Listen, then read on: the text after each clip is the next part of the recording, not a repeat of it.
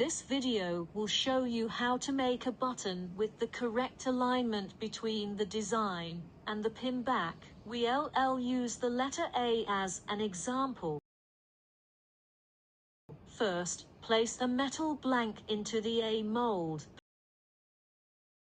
Position the letter A in the correct orientation inside the A mold.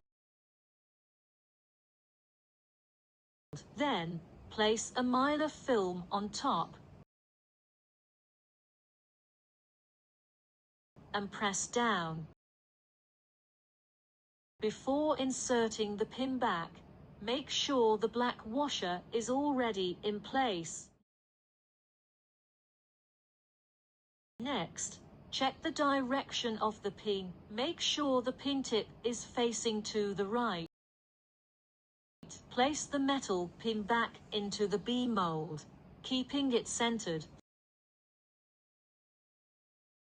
Then, press down firmly.